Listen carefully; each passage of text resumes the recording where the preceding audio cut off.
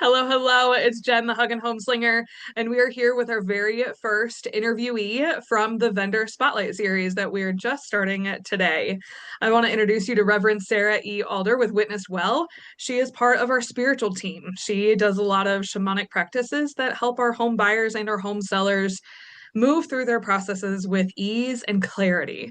So we're just going to dive right in. Sarah, how long have you been in business and what makes your company unique to you compared to others in this field? Well, my business has been kind of a heart passion for the last 4.5 years, but didn't really launch until this year, 2025.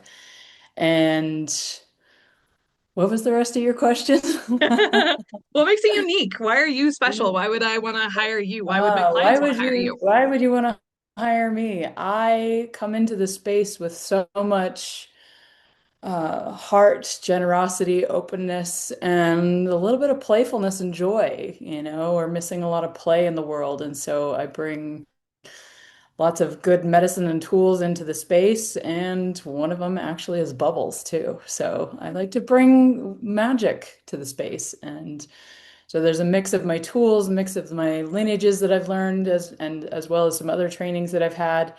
And ultimately, it's just a collaboration with the space and myself and the inhabitants. And you do that so well. We are constantly Thank you. laughing during our own sessions, during the creation process with any of our clients. And it just feels really important that that is something that we highlight as magic and play. This is a fun time for many people, although it's stressful.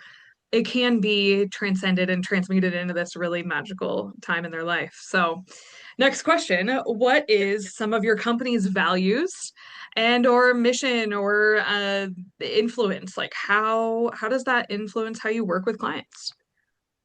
So I'll start with the name Witnessed Well. So I'm of the firm belief that as we go navigate our lives and through healing and everything like that, whether it be a home or us personally, we're already well, we're already whole. And so my blessing and my gift to be able to show up with other people is to witness them into their wellness and help them see and remind themselves of their wholeness and wellness because we're never broken. We just forget how well we are. So I'll start with that as my business name. And then my values are absolutely around sovereignty and autonomy and choice. We grow up in a world where choice is taken away from us, or there's constant binaries of it's either or. There's no navigation in between. And so I come from a space of what if? What if this happened? What if we put this here? What if this magic feeling? What if this inspiration and curiosity is in this space instead of fear? And so that it comes back to a lot of my shamanic practices of changing the fields and energy of things and shifting them from fear and worry and doubt and insecurity to magic, wonder, awe, gratitude, ecstasy, all the things. And they change the energy of how we're feeling. And so just bringing that into not just the people that I meet and myself, but also the spaces that can be there too. Yes. Yes. That is the perfect segue into what specific services do you offer that are most beneficial to the home buyers and sellers because that is infused in every one of your services. So tell us a Yes. little bit about what you offer. Oh, so many things. So the first ones, of course, is prayer. Prayer in the sense of thank you. So that's a perfect segue into the next question of what specific services do you offer that would be most beneficial to my home buyers and my home sellers with having you on the team? You infuse all of this magic and fun and playfulness and awe and wonder into every service that you offer. So tell us about them.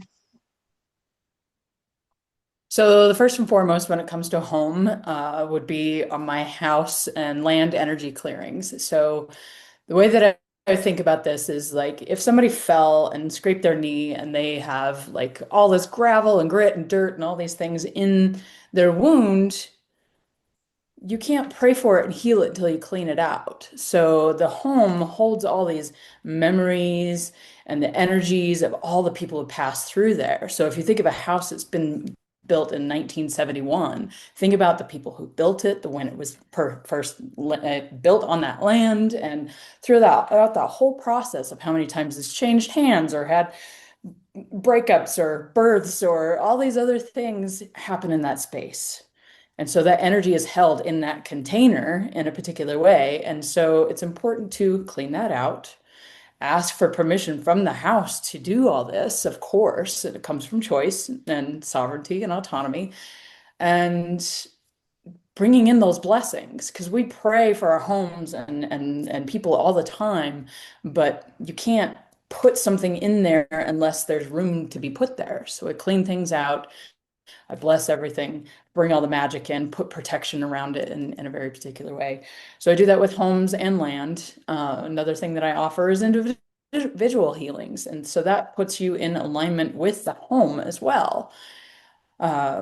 Another tool I use and would love to be able to offer other people is the ability to create the container. So I use this container in a sense of a home. What do we want the four fundamental aspects of my home to always feel? And no matter what is going on, if it's chaotic and I've got kids and toys and dogs and animals and all the things running around in my house, no matter what, I want people to feel safe, loved, supported, and Yes. just nurtured.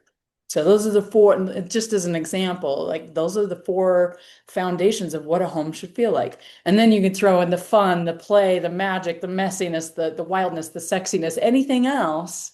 And that is the experience of the home. And so that creates that relationship with the home and the people and the space.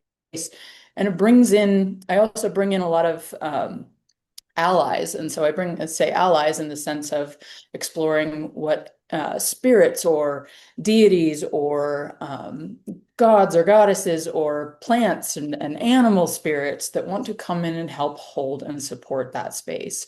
And so it really requires a lot from the people requesting my services to have that openness and expansiveness of like, cool, I am so supported in this magical way behind the scenes, and I'm not in charge of all of it. So it's like this invisible, really supportive, amazing space that can hold everything all together. What an incredible and deeply spiritual practice we have the opportunity to infuse into this very cut and dry, black and white business transaction. Like there's so much spaciousness that is allowed when we are intentional with it.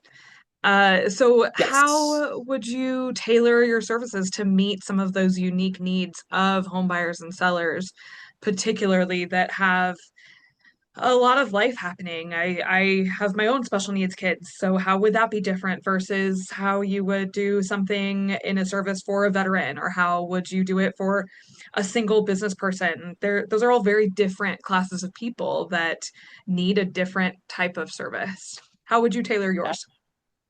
Absolutely. So it really comes down to what they're intending for that space. So you mentioned a couple things, kids, a veteran, a business owner that runs their business out of their space. So that creates the dynamic and necessity of having a conversation of what do you want to actually create in that space? What do you want to create? So for example, with the business owner, I would like to have clear boundaries between my work time and space as well as my personal time and space and family time. So there's a clear delineation of moving from one room to another. And so they can become sacred in their own way. And then also just bringing in abundance and support and nurturing for the business or for a veteran, giving them that calm, quiet, safety, grounding, because, not every veteran has gone through combat, but there is a lot of trauma that does come up with service members.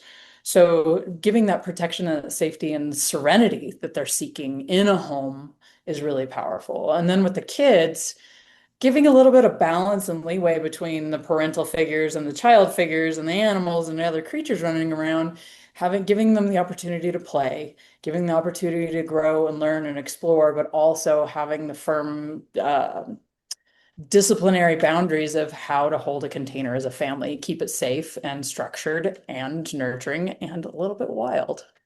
So Gosh, what it a really comes gift down to that would having be.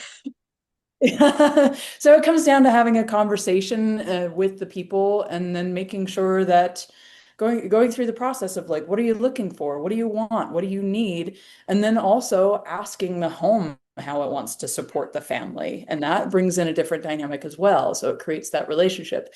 And then at the end, following up and making sure that they have what they need, or if they need to something to shift and evolve. Like, I've noticed this and it feels more expansive and I love it. Also, I realized I need X, Y, and Z. So you can always add to and take away from, but it's kind of a living, breathing relationship with the space.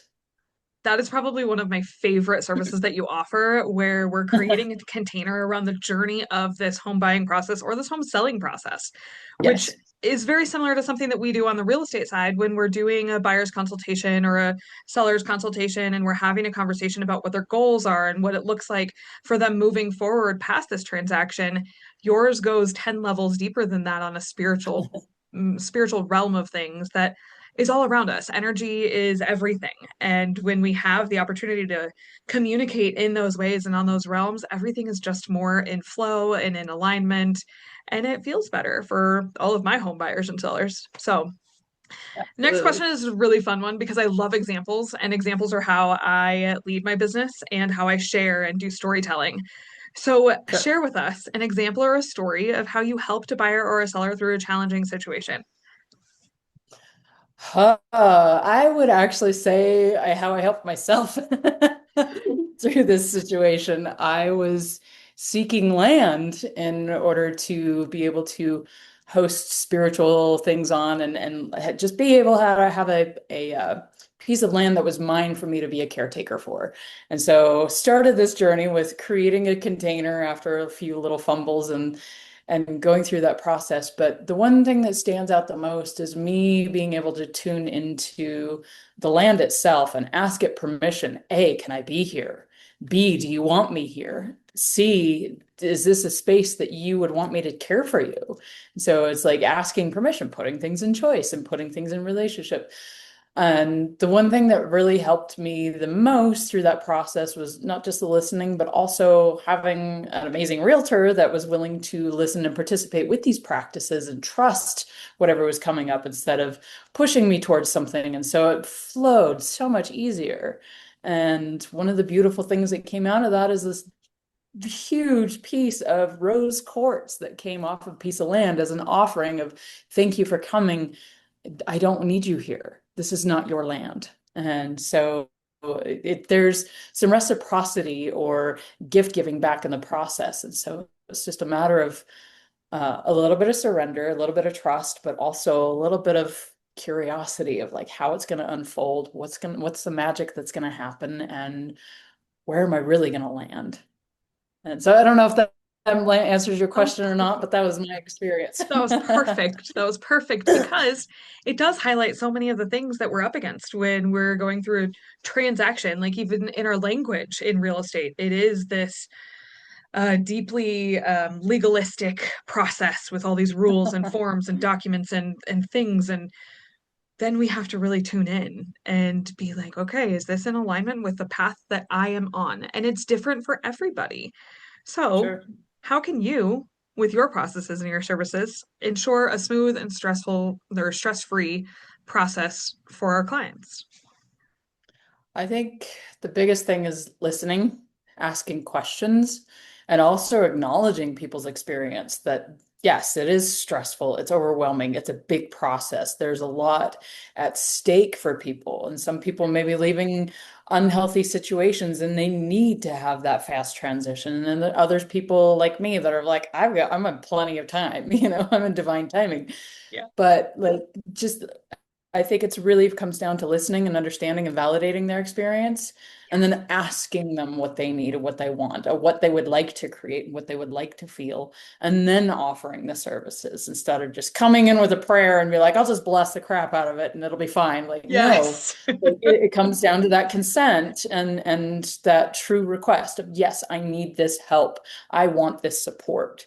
And Yeah. so it also comes down to a dynamic of claiming your own healing, claiming your own worthiness, claiming your own path. Like, this is scary. I'm going to do it anyway, and I'm going to ask for it anyway. And just getting out of your own way and trusting the process and flow of what is there. And I'm not saying process in the sake of just like the transactional process. There's multiple processes going on under that. And so like I believe that if we have that fundamental spiritual support and knowing that we are held in a different way, the other processes, they'll figure it out on their own. And so yeah, that's And they totally that's do. kind of what All of these they do. processes They do. just fall into where they need to be for all of our clients, whether they're spiritually in tune or not. They just flow the way that they're meant to flow. And sometimes that is a giant pivot and it's not something we're expecting. But when the energies move the way that they do, we are just in acceptance. And that's Yes. something that we have radical acceptance for a lot of things within the process. And surrendering that control is like, we're not in control here. We don't have all of Yeah. that. We don't need all of that. And thank goodness we're not, because that would Yes. feel really unsupported. All right, putting you on the spot here. What are your top tips that you would give to someone buying or selling a home for the first time? Um, think about how you want to feel in that home, how, how you are going to experience that. How you feel is way more important than what you're going to have. Like, I want to feel expansive and safe and nurtured and protected, or all these other things. Focus on how you feel, not once I have my home, I will feel safe. No, no, I feel safe, and then I will bring that into my home. And so that would be one thing. Two would be bring in a lot of humor. Like humor really is really powerful medicine. Even shamanically speaking, that's a really powerful medicine of how I get out of my own way. I'm like, oh no, it's me, like I just bring that humor of like, oh, it's my personality that's getting in the way. And my higher version of myself really knows how to navigate this. And my personality, talking about attachments, is attached to what's safe and what's comfortable and things like that. So bring in some humor, bring in play, always bring bubbles. Yes, yes. Another process is really, and this I'm going to say an S word, surrender. Surrender. And it's a gentle surrender, more of like there's a fine line of resistance and surrender. And so like following that fine line, we're so used to like resisting because we want think or know we're in control. We're not. But also like if you get in that space and you think, I'm curious what would happen if I just leaned the other way, just like a little curiosity, just like lean over the other way, it's amazing what will come out. It is. And all that attachment and that desire to control actually isn't as painful to let go of. Yeah. Yeah. I think that's huge. Thank you for those Yeah, tips. They help. absolutely. They're pretty similar to the tips that we give, as real estate agents. But there is definitely some times where we come up against some misconceptions. And I want to talk Mhm. about those too, because this is not all just rainbows and butterflies. There's something Yeah. for that. So, what are some common misconceptions that clients may have about your service that you'd like to clarify? I think the ones that come, I would say the most would probably be skepticism, Mm, disbelief, yeah, as well as, well, I can't see it, so I don't think it's real. Like people are very traditionally attuned to um, religious pathways, whether it be Christian faiths or Muslim or all Judaism, all these different traditional faiths that like this is tried and true and this is a prayer for X, Y, and Z. And they don't need proof that it works, but they just know that that's how it's always been. And so it's that safety and just knowing what it is already. And so that puts another level of trust into the process. And um, you know, the only thing that I could say to that would be if we've tried it a million different ways, why would it hurt to do something just a little bit different, yep, And so there would be one thing. Yeah, it's mostly the skepticism and maybe a little fear. And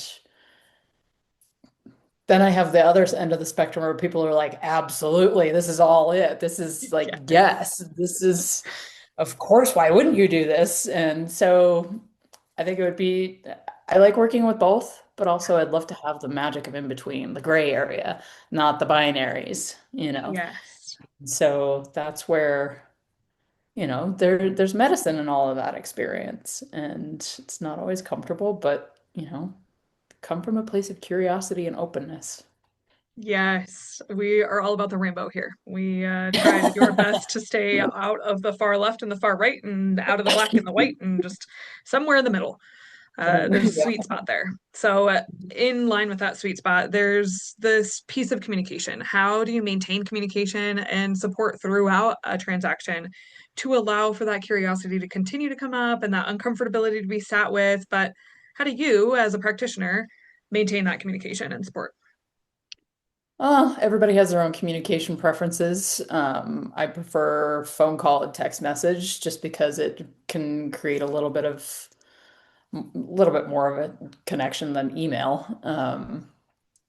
So typically when I complete a service, I'll follow up with somebody after a couple of days and ask them, how are things landing for you? What's resonating? Do you need any shifts? Do you need any support? Things like that.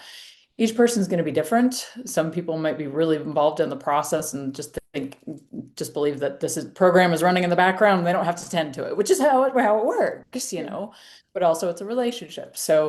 Um, so it really comes down to the uniqueness of the client and what they need. And most times I can tune in and see what they need but it really comes down to asking and communicating what those needs are. Yes, yes. So again, parallel here, we communicate that at the very front of a buyer transaction or a seller's transaction, and we ask, hey, what is your communication style best? How do you like this best? And I do video messages or texts or phone calls or voice messages or Facebook Messenger videos. Like it's just whatever works best for our clients and really being able to tune into even if they're not explicitly stating it, these are the things that they have responded back to us in. So we're going to communicate in that way. Right. All right. Last question. What kind of ongoing support or follow up do you provide after a deal is closed? Hmm.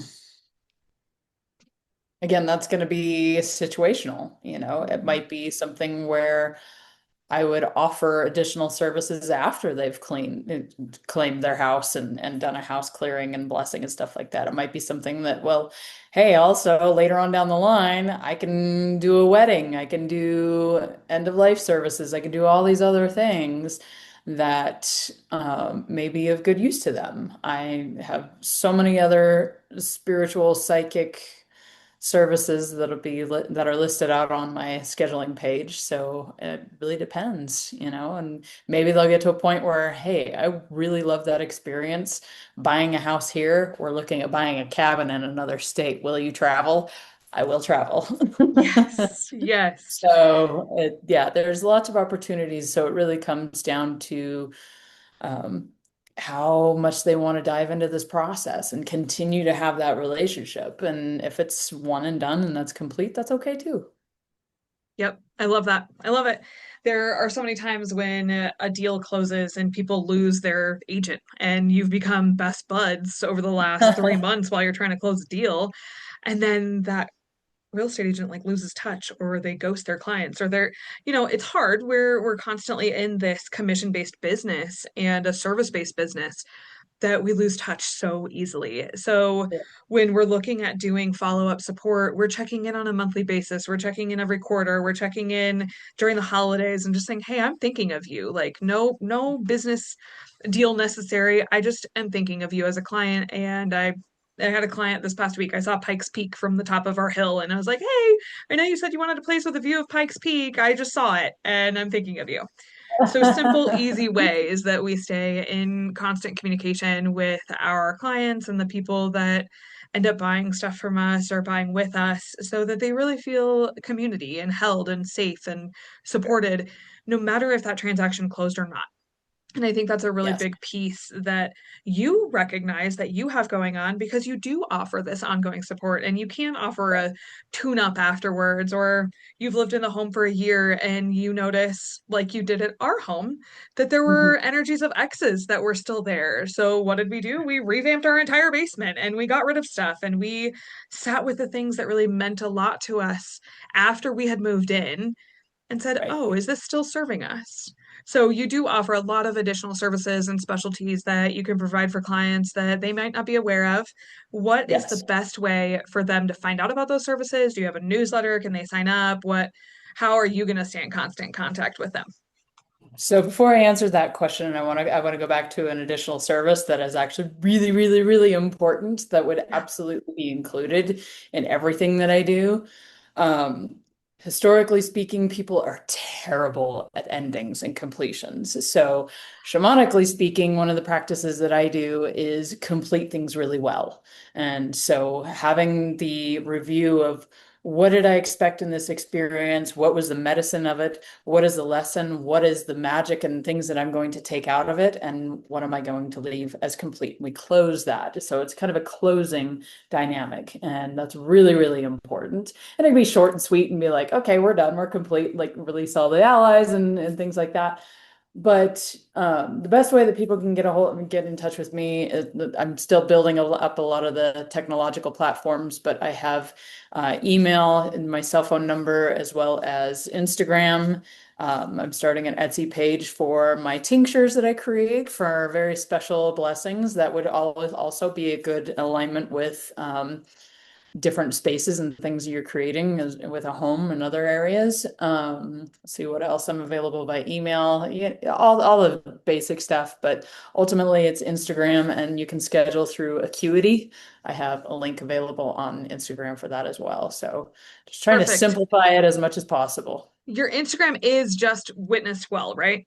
Witnessed well. Yep. Perfect. And that's your email Yep. also, and that's just your name. Like you are Witnessed Yep. Well everywhere. So Witnessed well everywhere. Yeah. I have had such a great time chatting with you today. Thank you for taking the time out of your schedule to really dive into what you do and introduce yourself to all of my favorite people. Some of my clients, Yeah. past clients, business partners. I know that we've had you out for a business launch party, and this is just the beginning. We can't It's wait to just the partner more beginning. with you for all of our people. So thanks for being here.